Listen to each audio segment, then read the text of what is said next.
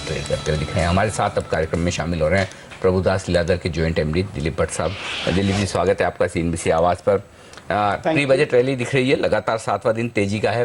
क्या लग रहा है अब से लेकर बजट तक का डायरेक्शन? क्या यही स्ट्रॉन्ग मोमेंटम बरकरार रहेगा या फिर ये थोड़े से अलार्मिंग लेवल आते हुए दिख रहे हैं? कैसे देख रहे हैं आप बाजार को, खासतौर से बजट तक अप्रोच करना हो तो?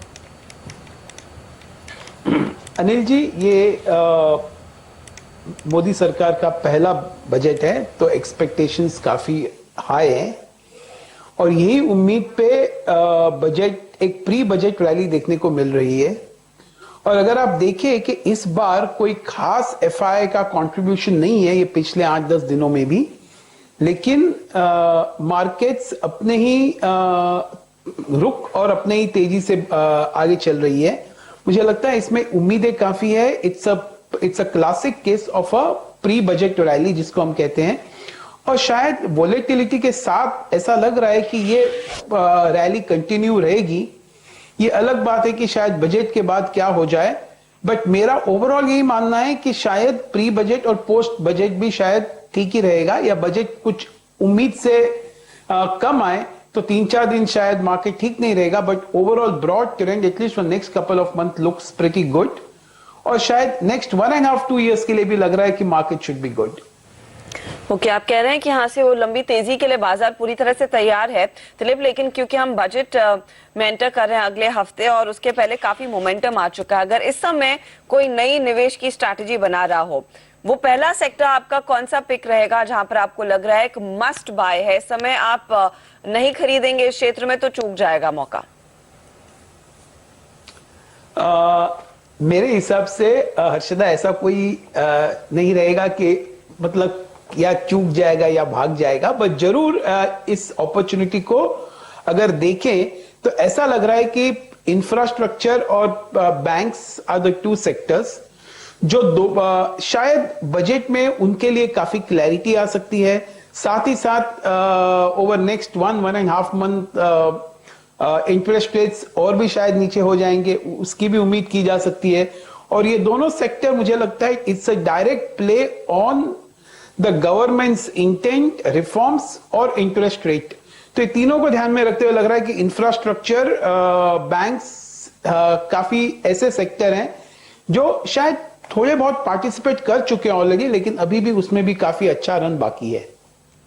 ओके, लेकिन अगर प्री बजट खरीदारी के लिहाज से मैं आपसे कुछ स्टॉक्स जानना चाहूँ, कौन से स्टॉक्स होंगे जो आपको लगता है कि बजट के पहले खरीदारी की जा सकती है, और बजट कैसा भी रहे फिर भी वो स्टॉक अगर पोर्टफोलियो में रह जाए तो कोई हर्ज नहीं?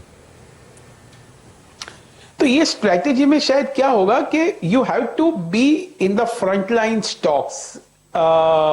अगर आपको तो जैसे आपने अनिल जी आपने जैसे कहा कि अगर वो रह जाएंगे तो भी लॉन्ग टर्म के लिए भी काफी अच्छे रहेंगे, तो on short to long term अच्छे लग रहे हैं वो। बैंक्स में शायद HDFC बैंक, SBI, ICICI में काफी ठीक लगते हैं। ऑटो में M&M काफी ठीक लग रहा है, बजाज ऑटो काफी ठीक लग रहा है, और शायद फार्मा सेक्टर में भी थोड़े बहुत देखने चाहिए, जैसे कि लुपिन है या रैन बख्शी है, काफी ठीक लग रहा है उसमें भी। और मुझे लगता है स्लाइटली PSU सेक्टर्स के ऊपर भी ध्यान देना चाहिए, वेदर इट इज BHEL और something to do with the government managed companies, शायद उसमें भी काफी अच्छी क्लैरिटी आ जाएगी। दिलीप जी, इस समय जो 2 सबसे बड़ी थीम्स बाजार में है, एक तो रेलवे स्टॉक्स है जो प्री बजट रैली के पहले हमेशा भागते हैं, और साथ ही साथ डिफेंस में ऑफकोर्स पिछले बजट में वो FDI पर काफी ज्यादा बातचीत हुई, उसके बाद हमने देखा है काफी बड़े ऐलान भी हुए हैं, लेकिन क्या अब भी आपको मौका दिख रहा है इन स्टॉक्स में तेजी करने के लिए, चाहे वो रेलवे काउंटर्स हो या फिर डिफेंस रिलेटेड प्लेस?